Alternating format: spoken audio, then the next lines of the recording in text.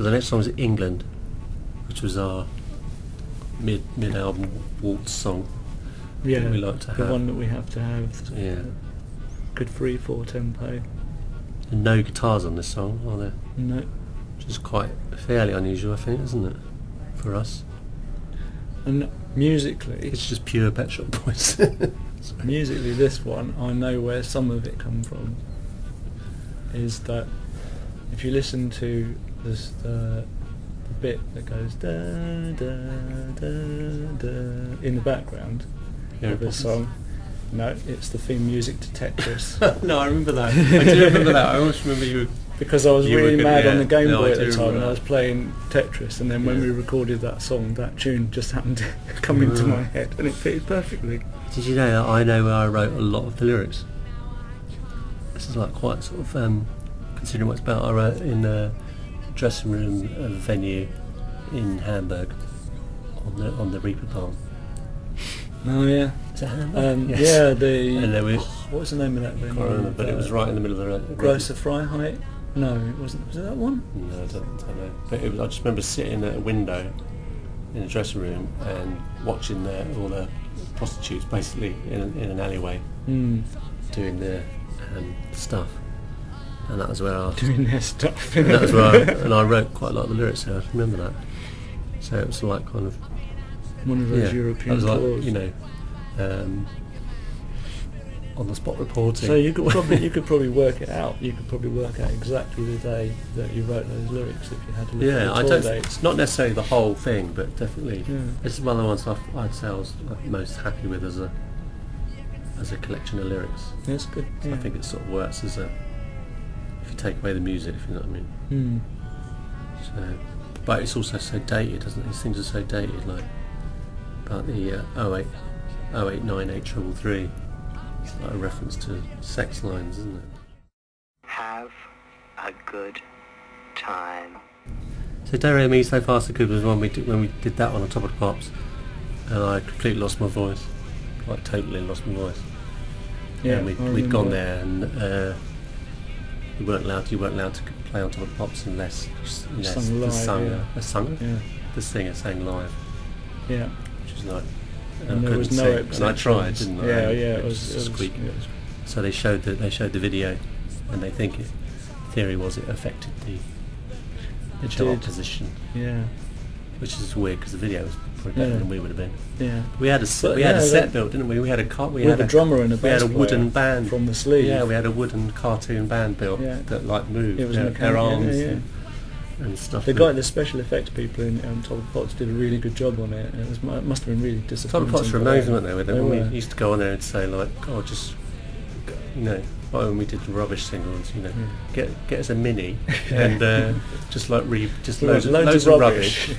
or when we did Impossible Dream on this one, we said, would it be good if we were sitting around a fire? And then and they'd go, "Oh yeah, we'll do that." And they're all sort of old they were geezers, weren't brilliant. they? Yeah. Yeah, I think they like us. Yeah. So, Do Re Mi So Far So Good. When we were doing the video for the Impossible Dream with Ian Jury in it, and Ian Jury said to me that he wrote a song called Do Re Mi So Far So Good, but never released it. And when he heard that we'd done one, he was going to contemplated having our legs broken. Yeah, I remember that. Also starts with a good sample. And I don't think he was joking. Like. No. Because that starts with the Spinal sample from Tap. Spinal Tap. Yeah, absolutely. So, on this, And that was what's that song? That's a song about complaining about all the other bands not doing anything. in bands their not music. saying it, Yeah. having nothing to Yeah. say. Yeah, it's not like that anymore, is it? But yeah, and so did this come out when we did the Failure gig? Is the Failure gig? The gig in Ireland we did the Failure Festival is on is like a bonus disc on this version of the On album this that one, if you buy this album. And that apparently, I haven't listened to it yet, you'll tell me is the drunkest you ever heard anybody on stage It ever. is quite. It's quite appalling. Yes. But in a good way. You should be ashamed of your former self. Yeah, it's like, disgusting. But I seem to remember. I mean, apart from getting sunburnt at that gig, I can remember it was quite a drunken affair, wasn't it? It was quite raucous.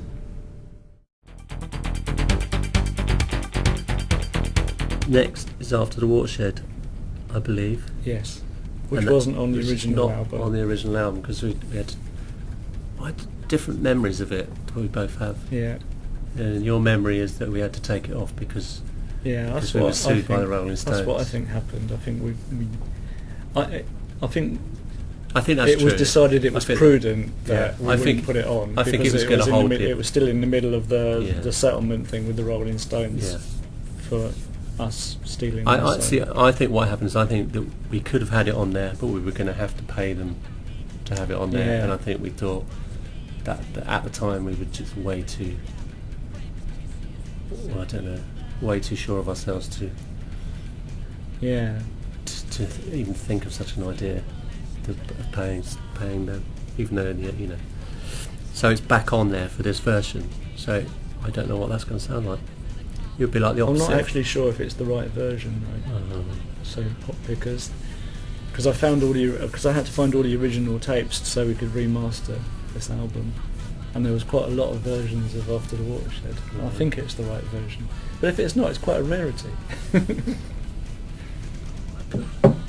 Okay.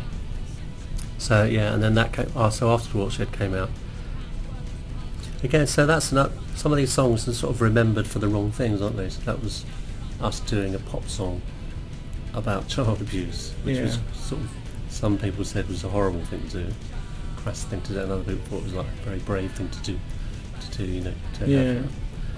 But what it's mostly remembered for is the Rolling Stones sued us for it. Well, that Rolling Stones, and then more importantly, you attacking Jimmy Savile on on the pop quiz, something like that.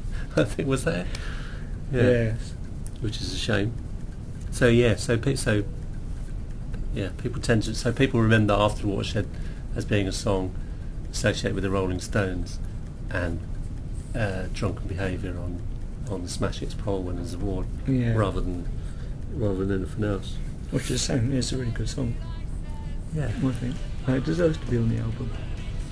Yeah, I think it makes the album more complete. One of the complaints about the album when it came out was it was too short, wasn't it? Yeah, it's really short albums, like 30 minutes or something. Isn't it?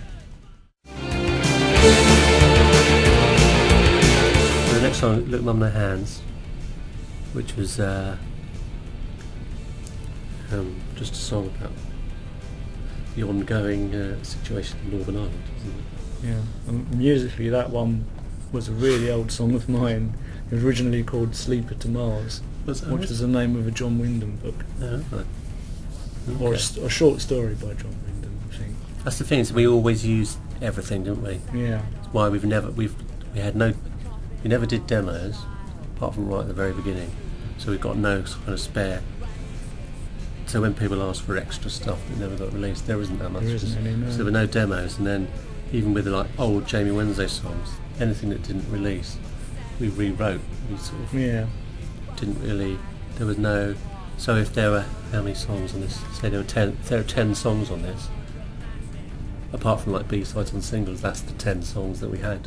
Yeah. We didn't like write. These people would say, oh yeah, we wrote 50 songs and then we chose the best 10. We just wrote 10. We just wrote 10. We wrote the 10. Yeah. And New Cross was a Jamie Wednesday song as well, wasn't it? New Cross was. It was, but it was before then. New Cross was originally called Happy Go Lucky Go Anywhere Guy, that we wrote in different places, Streatham. Glen Eagle Muse. It was Born Again Atheist. And then it became Born Again Atheist. Jamie Wednesday. So that got rewritten 3 times. Yeah. Yeah. I remember writing the music for that on a synthesizer that I borrowed off of someone without them knowing overnight when it was a rehearsal studio and we had it. It was in where you lived in Glen Eagle Muse. Yeah, I remember it. Right. It's now Tesco's. Yeah. It's not. It's Safeways, isn't it? No, what is it?